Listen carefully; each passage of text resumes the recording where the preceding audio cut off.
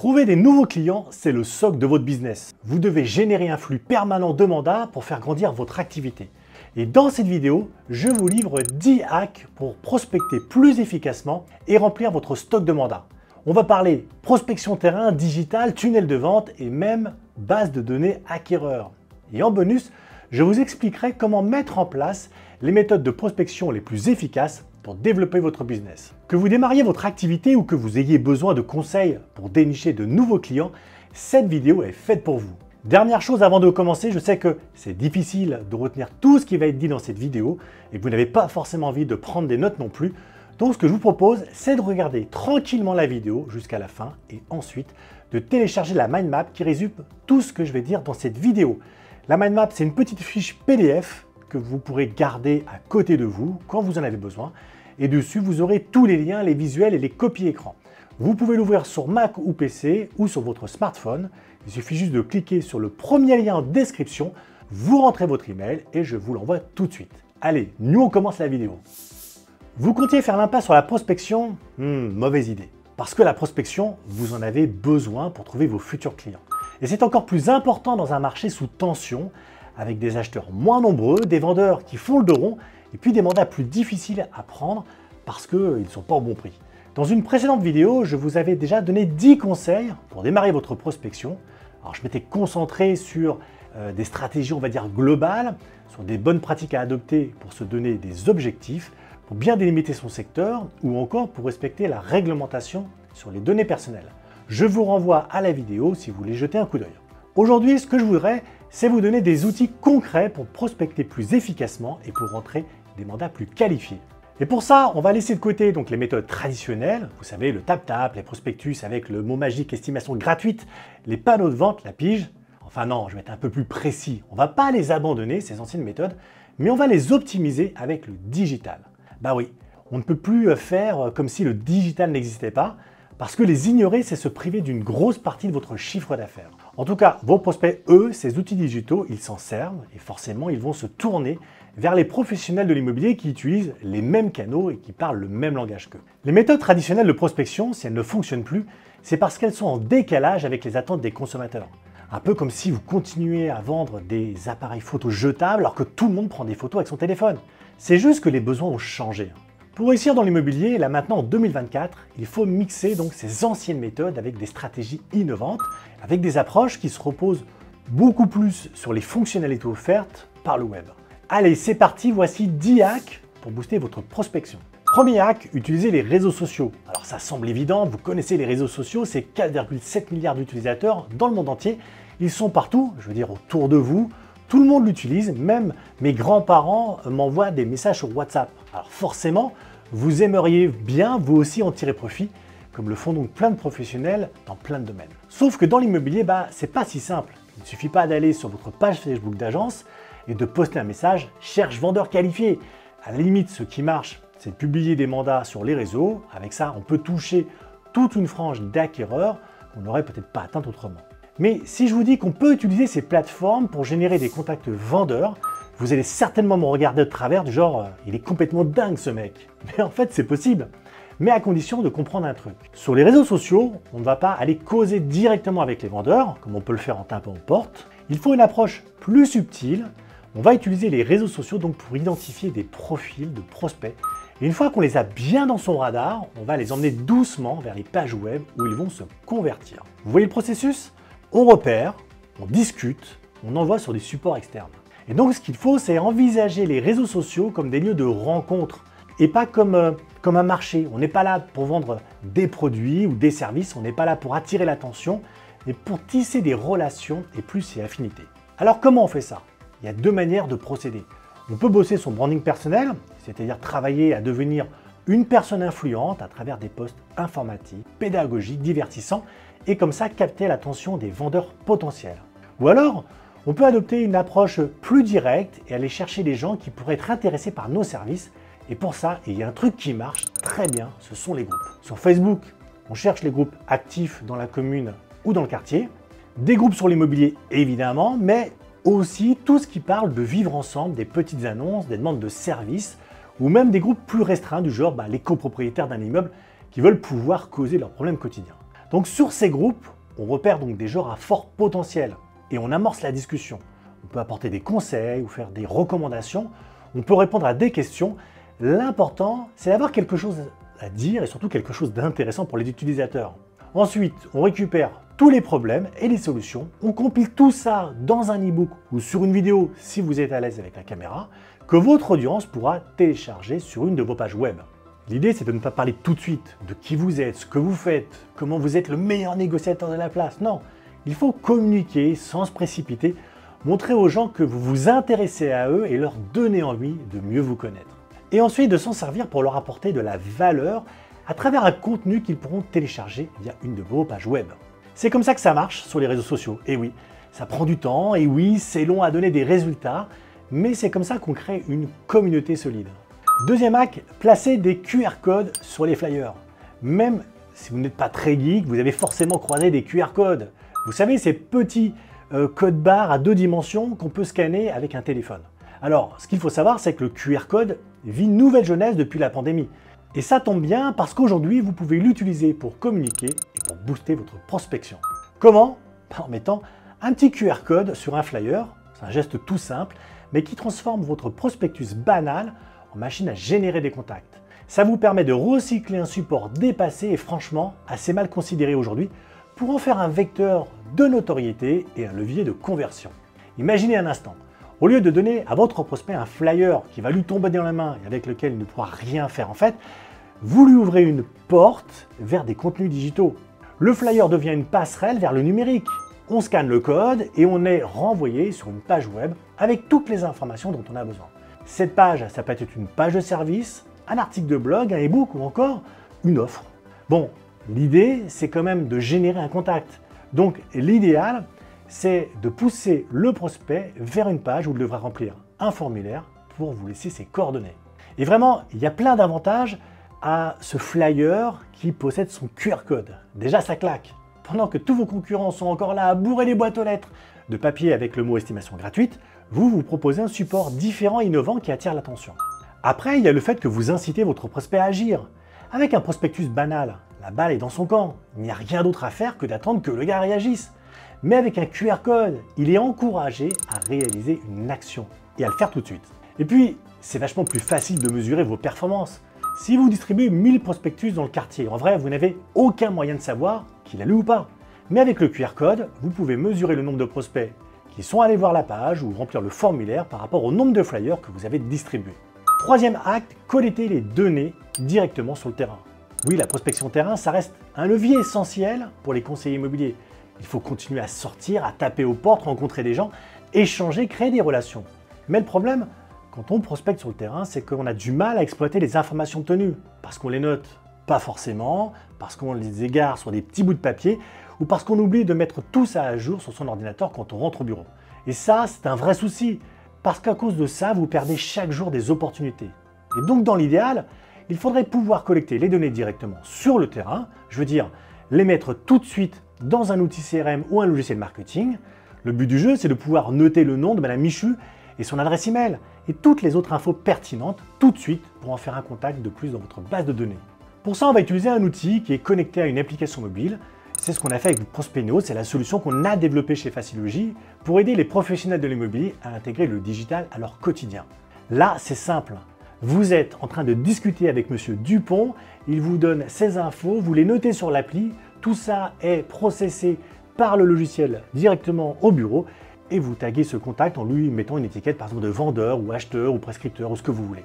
Et puis il y a mieux encore, si vous l'avez programmé en amont, vous pouvez déclencher l'envoi automatique d'un email ou d'une séquence email.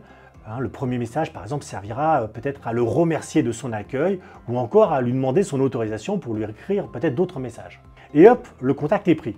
Il ne vous reste plus qu'à maintenir la relation jusqu'au rendez-vous. Et vous savez quoi, le plus de tout ça, c'est que vous ne loupez plus aucune opportunité. Quatrième hack, créer des contenus et apporter de la valeur. On peut donc envisager la prospection de deux manières. On peut aller chercher les vendeurs là où ils sont, ou alors on peut mettre en place des leviers pour qu'ils viennent d'eux-mêmes. L'intérêt de les faire venir, c'est qu'on attire donc des contacts qualifiés, des gens qui sont intéressés par les services que vous proposez. Ah oui, c'est toute la différence entre le démarchage et le marketing. Celui qui fait du porte-à-porte pour vendre des aspirateurs, il sait que c'est un peu un jeu de hasard. Il n'a pas beaucoup de chance de tomber sur le client qui justement aujourd'hui a besoin de remplir son aspi. Mais demain, vous ouvrez un magasin d'aspirateurs. Il sait que tous les gens qui vont entrer dedans sont potentiellement des clients parce qu'ils viennent chercher ce type d'article. Pour vous, c'est exactement la même chose. Si les vendeurs viennent vers vous tout seuls, c'est qu'ils sont déjà préqualifiés. Et pour ça, on doit donc les attirer. Il faut donc leur proposer quelque chose qui va servir d'appât. C'est ce qu'on appelle du contenu. Mais pas n'importe quel contenu. Des contenus qui leur apportent de la valeur, des contenus qui donnent des solutions. Et je vous rassure, ce n'est pas aussi compliqué que ça en a l'air. La première chose à faire, c'est d'identifier les problématiques des vendeurs sur votre secteur. C'est d'ailleurs ce que je vous ai déjà expliqué dans le premier acte de cette vidéo. La deuxième chose, c'est produire des contenus qui traitent de ces questions et qui apportent donc des solutions concrètes, soit sous forme d'articles, d'e-books, de vidéos, de podcasts. C'est à vous de trouver le format qui vous correspond mieux.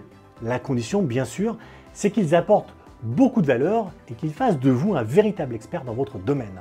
En plus, il y a aujourd'hui des outils qui simplifient énormément les choses. Avec une application comme eScribe, vous pouvez créer un e-book super qualitatif en moins de 30 minutes et quasiment sans rien rédiger vous-même. J'ai fait une offre là-dessus, si ça vous intéresse, je vous mets le lien juste en dessous en description. La troisième chose, c'est demander quelque chose en échange de vos contenus. C'est super important parce qu'il ne faut rien donner pour rien. Le minimum, c'est au moins l'email ou le nom et l'email. Juste de quoi initier une relation et de garder le contact. Cinquième hack, utiliser les tunnels de vente. En parlant de contenu, il y a une manière très efficace de les utiliser pour générer des contacts qualifiés. D'accord, je viens de vous l'expliquer. D'ailleurs, qu'un contenu que vous avez créé doit apporter quelque chose, un lead. Ça veut dire un contact que vous devez qualifier. Le problème, c'est que votre contenu, s'il est juste publié sur votre site web ou sur un réseau social, il va être vu OK, mais vous n'aurez rien obtenu en échange, donc pas d'email. Donc pour ça, on doit utiliser un outil bien particulier, c'est le tunnel de vente. Et un tunnel de vente, c'est un peu comme un chemin balisé avec une succession d'étapes claires où vous demandez à votre prospect de réaliser une action précise à chaque étape. Soit il réalise l'action et il avance, soit il ne la réalise pas et il s'en va. C'est radical, mais au moins c'est clair, il n'y a pas 50 possibilités. Et renoncer au tunnel de vente, parce que ça paraît trop compliqué, trop long, c'est se priver d'une grosse partie de votre chiffre d'affaires potentiel. Mettons que vous placiez votre guide de vente en version PDF sur une landing page. Avec une publicité sur Google, vous envoyez 1000 internautes dessus. Sur cette page, on a donc une accroche, un texte explicatif et un formulaire à remplir pour télécharger le guide. C'est tout, rien d'autre. Maintenant, sur 1000 internautes, on en a 300 qui ont téléchargé le guide. Ça fait donc 300 contacts en plus dans votre base de données. C'est clair, c'est net. Et ça, c'est le gros avantage du tunnel de vente par rapport à un site web classique. Sur une landing page, il n'y a qu'une chose à faire, une seule. On dit oui ou on dit non, point. Et là, vous savez que les 300 contacts qui ont téléchargé votre guide, ce sont des contacts qualifiés, ils ont potentiellement un projet de vente. Et dans ce lot, il y a peut-être, 50 rendez-vous ou 15 mandats exclusifs qui vous attendent. Bravo! L'autre avantage du tunnel de vente, c'est que ça marche en mode automatique. C'est ce qu'on appelle un système de génération de leads, une machine digitale qui fonctionne tout le temps, jour, nuit, que vous soyez au bureau ou en vacances. Mais pour que ça marche, et je vais insister là-dessus, il faut des contenus qui apportent de la valeur. Alors si ça vous intéresse, je vous renvoie à ma formation Lead Génération. Sixième hack, votre base de données vendeur. Au fil du temps, vous avez constitué une solide base de données avec des contacts vendeurs, que ce soit avec la prospection terrain ou avec des leviers digitaux comme le tunnel de vente. Cette base de données, il ne faut surtout pas la mettre de côté et la laisser pourrir. Il faut la faire vivre, il faut la garder active. Et pour faire ça, il faut relancer les contacts régulièrement, par téléphone, par email ou en allant chez eux. Ça, c'est aussi une manière de prospecter. Au lieu d'aller chercher des nouveaux prospects, concentrez vos efforts sur les contacts qui sont déjà dans votre liste et qui peuvent toujours aboutir à des mandats. Alors de temps en temps, faites le point sur votre liste de contacts vendeurs. Ceux dont vous avez rentré les coordonnées mais qui ne vous ont jamais rappelé, ceux que vous avez contactés une ou deux fois mais qui n'ont pas donné suite, ceux qui sont inscrits à votre newsletter et qui ont demandé une estimation puis hop, ils ont disparu, ceux qui ne sont pas venus au rendez-vous et que vous n'avez pas recontacté après bien sûr, là vous avez une source de vendeurs potentiels inestimable. Alors essayez de reprendre contact au plus vite, renseignez-vous sur leurs projets, est-ce qu'ils ont vendu, est-ce qu'ils ont toujours l'intention de vendre, est-ce qu'ils ont besoin d'une nouvelle estimation, qu'est-ce que vous pouvez faire pour eux. Même s'il y a un vendeur sur 50 qui vous répond, c'est toujours un mandat de prix. Et puis imaginez demain si vous en avez 10 sur 500, ça fait 10 mandats. Septième hack, misez sur les nouveaux acquéreurs. Maintenant, parlons des acquéreurs. Oui, des acquéreurs. Vous allez me dire, mais qu'est-ce que ça a à voir avec les clients vendeurs? Eh bien, vous allez voir que c'est assez simple. Avec des acheteurs qualifiés dans votre besace, vous allez attirer plus facilement des vendeurs. Vous savez, quand vous dites à des proprios pendant la pige, « Ah tiens, justement, j'ai des acheteurs à vous proposer ». Sauf que là, vous avez vraiment des acheteurs à proposer. Des acheteurs qualifiés, triés sur le volet. Et pas pour la pige, pour des vendeurs qui ne vont même pas sur le marché. Vous aurez compris, bien sûr, je parle du off-market. Et oui, on a tendance à zapper les acheteurs dans la transaction parce que nous, ce qu'on veut, c'est choper du vendeur. Mais les acheteurs, ils sont tout aussi importants et d'ailleurs, on s'en rend compte maintenant quand ils ont déserté le marché. Sauf que moins il y a d'acheteurs, moins il y a de biens en vente. Les deux sont liés.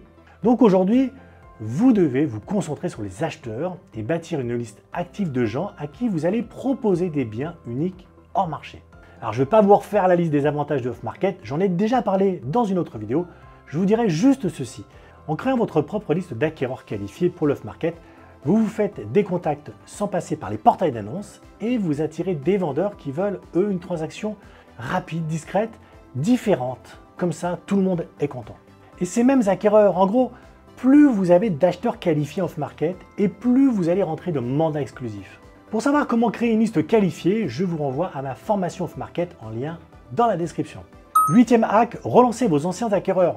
Allez, on reste sur les acquéreurs, mais cette fois, on va parler des anciens acquéreurs, ceux avec lesquels vous avez travaillé il y a 3, 5 ou 10 ans. Et là aussi, il y a un super levier de prospection auquel vous ne pensez pas assez. Il ne faut pas oublier une chose, c'est qu'à chaque fois que vous concluez une transaction, l'acheteur d'aujourd'hui est aussi le vendeur de demain.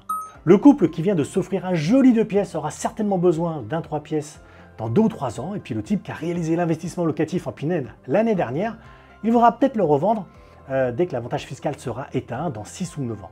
Ça veut dire quoi? Que les acheteurs auxquels vous avez vendu un bien il y a quelques années sont peut-être déjà prêts à le revendre. Et pour le savoir, il faut les contacter.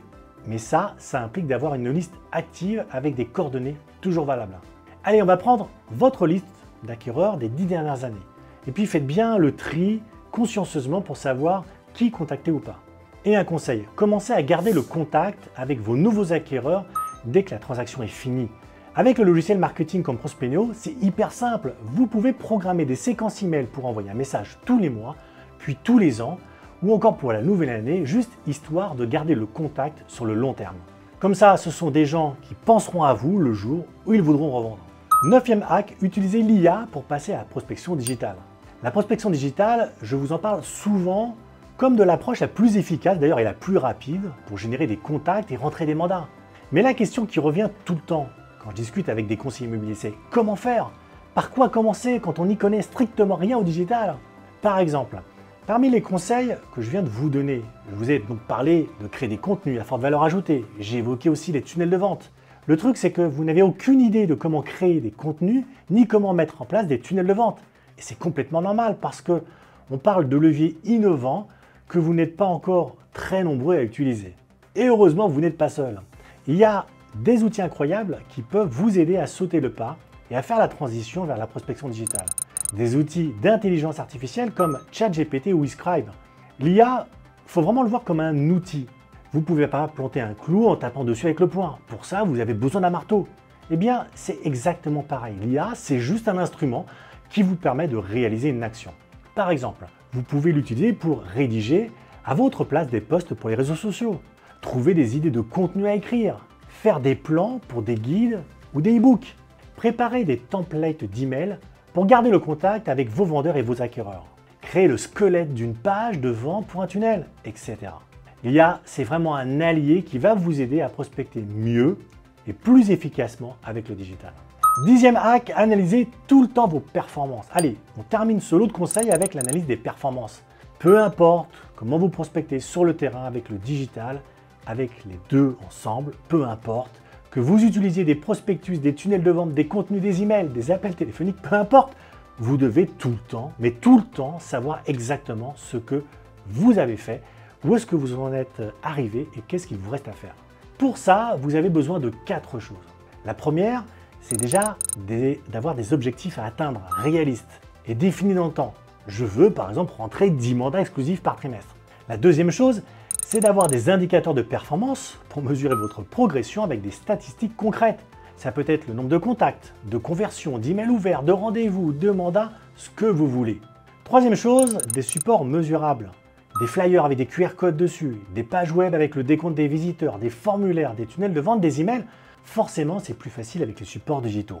Quatrième chose, et des outils pour exploiter ces données. Idéalement, on parlera d'un logiciel de marketing pour piloter votre prospection en temps réel, voir où vous en êtes et identifier les points à corriger.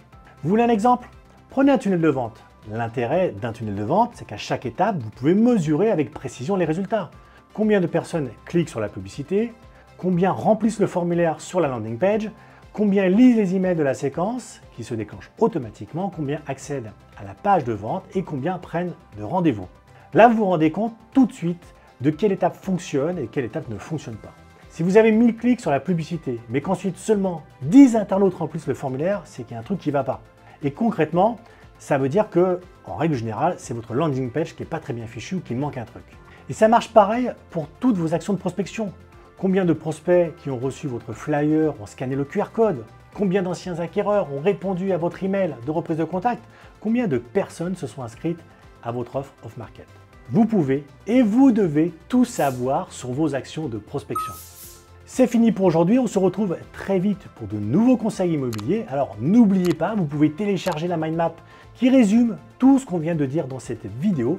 Il suffit de cliquer sur le premier lien qui se trouve en description, juste en dessous. Vous rentrez votre email et je vous l'envoie tout de suite. Merci de m'avoir suivi, n'oubliez pas de liker et de vous abonner à la chaîne. Et puis moi je vous dis à très bientôt dans une prochaine vidéo.